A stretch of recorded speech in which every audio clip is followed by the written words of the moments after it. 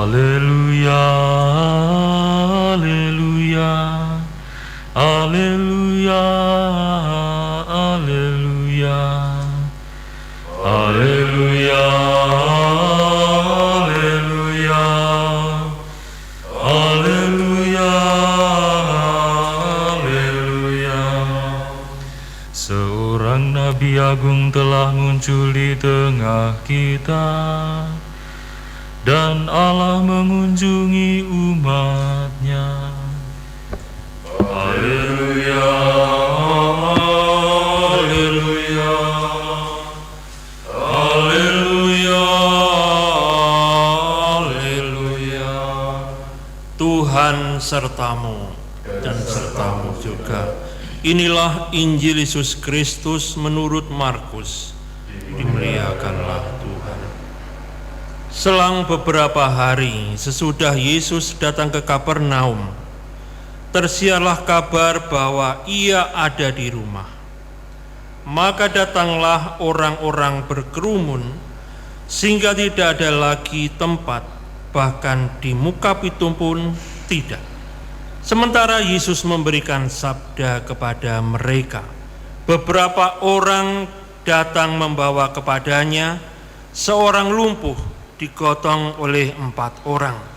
Tetapi mereka tidak dapat membawanya kepada Yesus karena orang banyak itu. Maka mereka membuka atap yang di atas Yesus.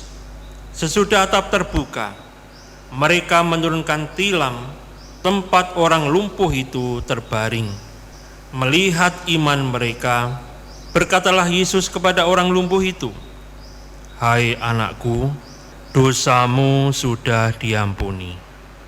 Tetapi di situ duduk juga beberapa ahli Taurat.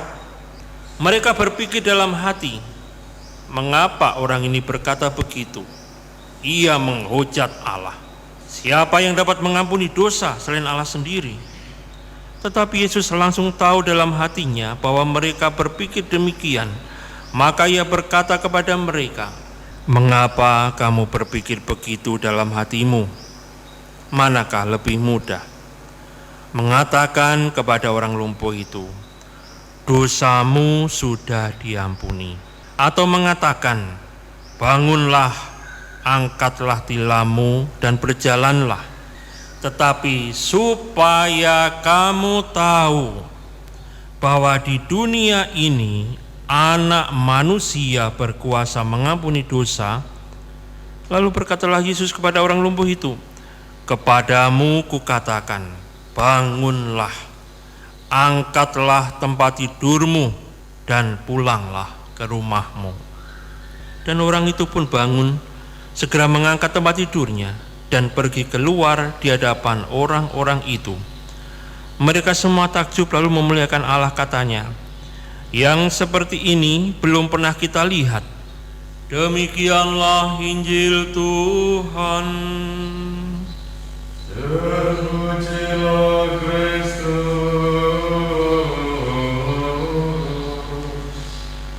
Bapak, Ibu, saudara sekalian terkasih, Romo dan Pater yang hadir dalam ruangan ini, mungkin kita pernah mendengar ungkapan buta hati, buta mata.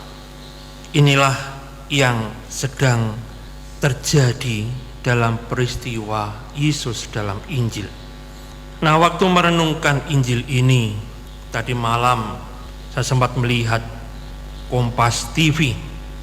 Kompas TV menayangkan talkshow Rossi tentang sanksi bagi penolak vaksin.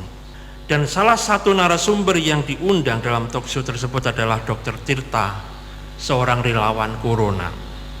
Beliau mengatakan bahwa sekelompok orang berusaha menolak vaksin COVID-19 dan berusaha menyalahkan serta mencari kesalahan pemerintah pada setiap tindakan yang diambil pemerintah Indonesia.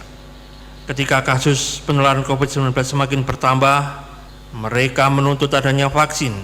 Ketika vaksin sudah dibeli, mereka menuntut presiden disuntik pertama kali, bahkan secara langsung atau live ditayangkan di televisi.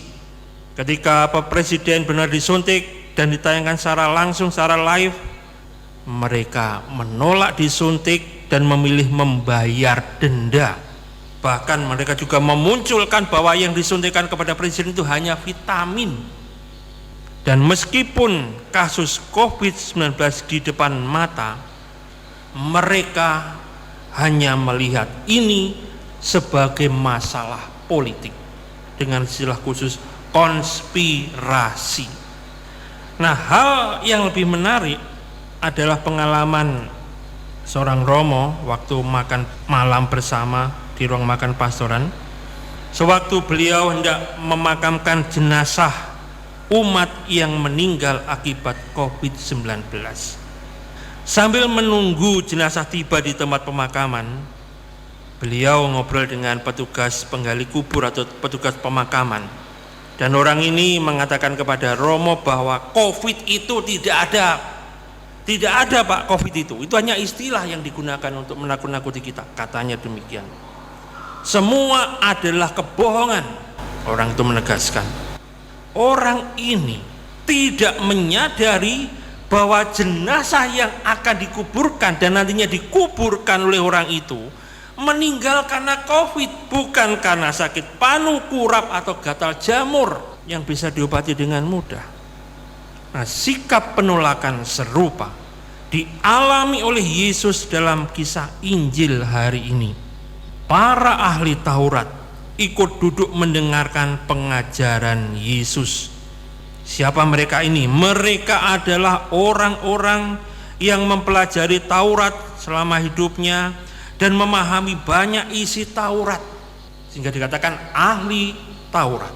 Mereka memahami dengan baik bahwa mengampuni dosa adalah hak prerogatif Allah, hak yang hanya dimiliki oleh Allah. Namun saat Yesus menyatakan dirinya dalam kuasa mujizat penyembuhan yang dilakukannya, mereka justru menolak Yesus. Ada dua pernyataan yang digunakan Yesus, supaya kamu tahu, dan pernyataan kedua adalah anak manusia.